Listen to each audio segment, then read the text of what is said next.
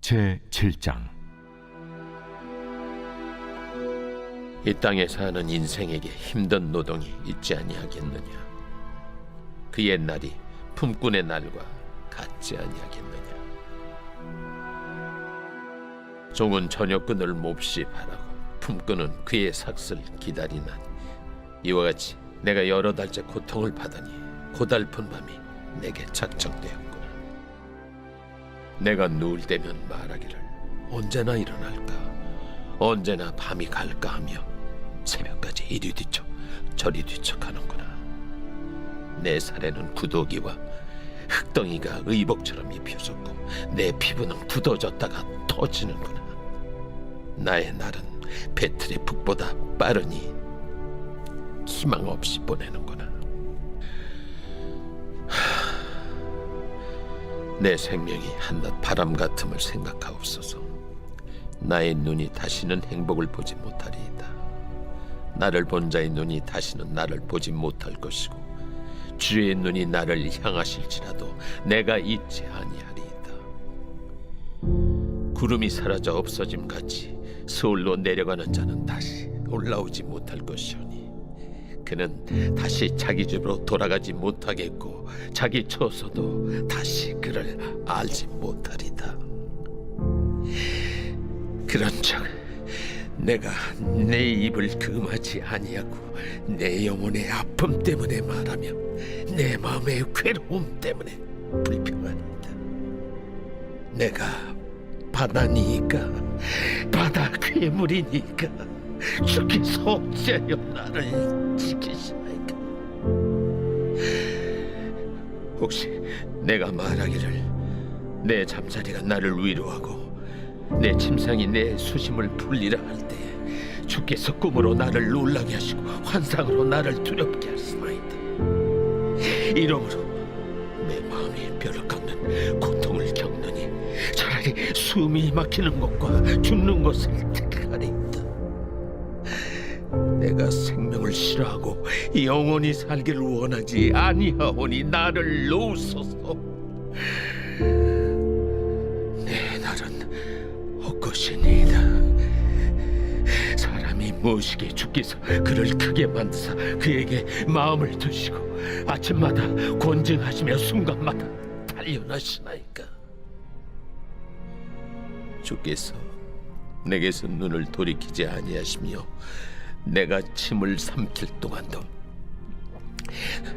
나를 놓지 아니하시기를 어느 때까지 하시리까? 사람을 감찰하시는 이여, 내가 범죄하였던들 주께 무슨 해가 되오리까? 어찌하여 나를 당신의 관역으로 삼으셔서 내게 무거운 짐이 되게 하셨나이까? 주께서 어찌하여 내 허물을 사하여 주지 아니하시며 내 죄악을 제거하여 버리지 아니하시나이까? 내가 이제 흙에 누우리니 주께서 나를 애써 찾으실지라도 내가 남아있지 아니하리이다.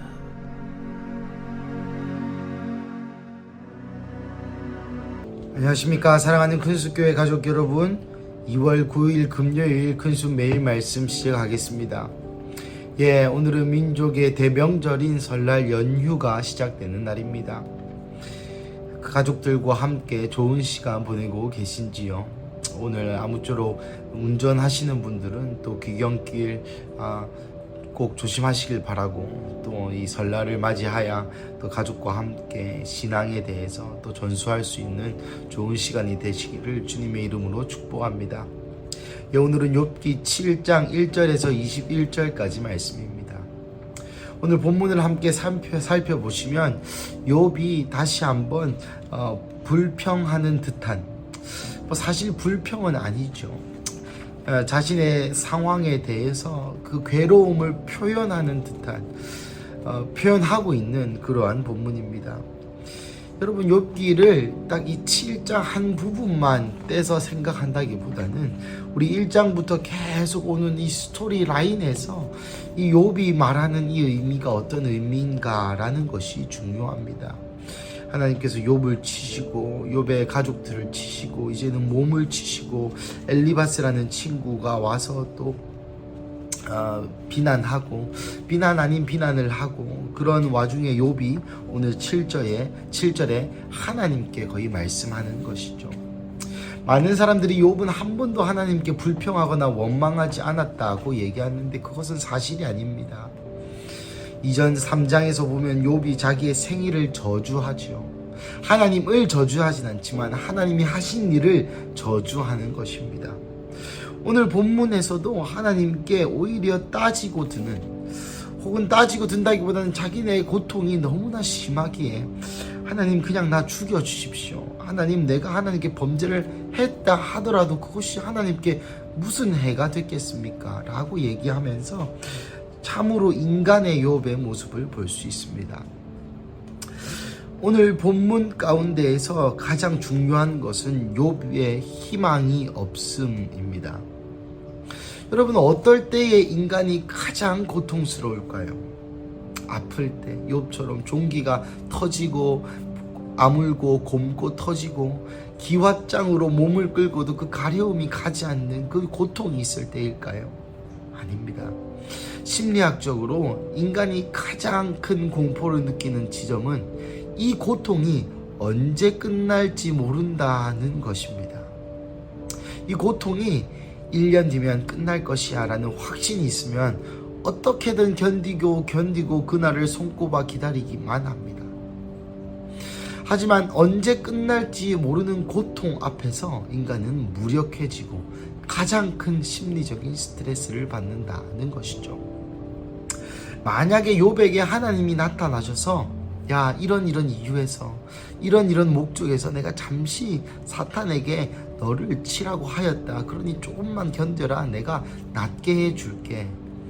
라는 희망의 말씀을 주었다면 욥은 이렇게 무너지지 않았을 것입니다.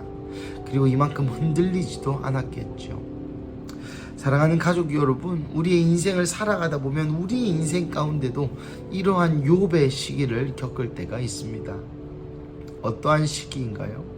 사람이 나의 겪는 이 고통이 언제 끝날지 모를 때, 내가 스트레스 받고 나의 마음을 그렇게 아프게 하는 그 부분이 끝날 기미가 보이지 않을 때 가장 우리는 괴롭고 슬픔의 눈물을 흘립니다.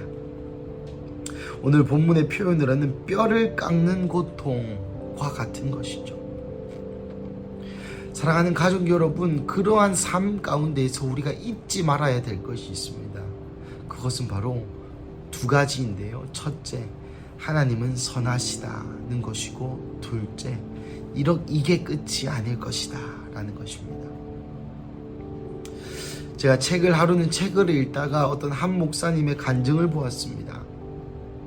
그 목사님께서 가장 아끼던 제자가 10년 동안 먹이고 재우고 입히고 예수님에 대해 가르치고 예수님에 대해서 알리고 같이 전도도 하고 성령 체험도 했는데, 그 제자가 결국 끝에는 그 목사님을 배신하고 또 예수님도 배신하고 구원의 길에서 떨어져 나갔을 때에 그 목사님 마음 가운데 정말 이 죽고 싶은 마음이 들었다고 합니다. 그도 그럴 것이 이 사람에게 배신당하는 것이, 그리고 내가 그렇게 마음을 썼고 내가 모든 것을 쏟아부어서 만든 내 영적인 자녀가, 아니 나의 실제 자녀가 구원의 길에서부터 떠났다라고 이야기한다면, 그런 일이 생긴다면, 저도 만약에 제 아들인 윤희가 나중에 예수님을 떠나는 그러한 있어서는 안 된 일이 만약에 생긴다면 저는 아마 잠 못 이루고 금식을 하며 괴로운 나날들을 보낼 것입니다.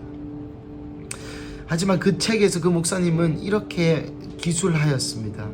하지만 나는 안다. 이것이 그 아이의 끝이 아님을.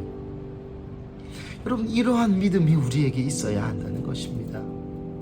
오늘 욥처럼 나의 눈앞에 당장에 기포가 생기고 고름이 생기고 육체적인 질병이 있고 상황적인 어려움이 있고 재정적인 어려움이 있고 관계적인 어려움이 있고 그리고 그것이 언제 끝날지 모르는 그 공포 가운데 있다 할지라도 우리가 할 수 있는 유일한 것은 믿음의 눈을 들어 하나님이 무엇을 하시는지, 믿음의 눈을 들어 나의 선하신 아버지, 지금까지 내 인생을 선하게 이끌어오신 그 아버지 하나님이 나의 하나님이라는 것, 그리고 나의 인생이 이게 끝이 아니라는 것을 믿어야 한다는 것입니다. 그 믿음의 희망, 그 믿음의 희망이 있을 때에 우리가 이 고난에 의해 압도되지 않고 결국 하나님을 비난하거나 하나님을 원망하거나 구원의 길에서 떠내려가는 자가 아닌 하나님과 함께 동역하는 자, 이 고통의 의미, 이 고난의 의미, 이 욥이 보내는 이 시간들의 의미에 대해서 선하신 하나님, 그리고 이게 끝이 아니라는 믿음을 가지고 해석하게 된다면 우리의 이 고난의 여정이, 우리의 이 고난을 통과하는 이 길이 힘들지만 희망을 가질 수 있다는 것입니다. 사랑하는 가족 여러분, 저는 아직까지도 왜 하나님이 욥에게 이러한 고통을 사탄이 하도록 허락하셨는지 이해할 수 없습니다. 다른 또 책이나 다른 학자들은 하나님이 욥에 대해서 자랑하려고, 하나님이 욥에 대해서 사람들에게 이렇게 보여주려고. 여러분, 하나님이 만약에 그런 의도를 가지셨다면 이 욥의 인생이 너무 가혹한 것 아닙니까? 나중에 욥기 마지막 절에 가면은 여러분 그런 표현이 있습니다. 이제 새로운 아내와 또 자식들이 2배로 더 번성하게 되었다. 여러분 생각해 보십시오. 제가 아들 윤희가 있는데 누가 윤희를 데려가고 딸 둘이 준다고 하면은 그래도 저는 안 바꿉니다. 그것이 축복입니까? 아니죠. 욥 가운데는 욥의 인생 자체가 아주 고난의 길이었습니다. 하지만 왜 우리는 이 고난의 길을 가는지 우리는 알 수 없는 존재입니다. 하지만 우리 아버지 하나님께서 선하시다는 것과 욥의 인생의 끝이 고난이 아니었던 것처럼 우리의 인생의 끝도 고난이 아니라는 그런 희망을 가지고 그 고난의 길에서도 하나님을 만나고 불 가운데 신의 형상을 한 자와 같은 네 번째 사람이 있었던 것처럼 이 고난 가운데 우리와 함께 걸으시는 그 예수님의 손길, 그 예수님의 임재를 경험하시는 우리 큰수 가족 되기를 주님의 이름으로 간절히 축복합니다. 오늘 이 설날이 시작되는 이 오늘 가족들과 함께 예수님에 대해서 나누고 또 예수를 알지 못하는 가족이 있다면 전도할 수 있는 기회로 또 신앙의 전수가 이루어지는 시간이 되시기를 주님의 이름으로 다시 한번 축복합니다. 함께 기도하시겠습니다. 하나님 감사합니다. 오늘 욥의 이야기를 통하여 우리에게 이 고난의 길에서 우리의 마음의 태도가 어떠해야 되는지 알려주시니 주님 감사합니다. 하나님, 어떤 인생의 고난이 어디로부터 와서 어디로부터 가는지, 왜 오는지 우리의 인간은 유한한 존재이기 때문에 알 수가 없음을 주님 고백합니다.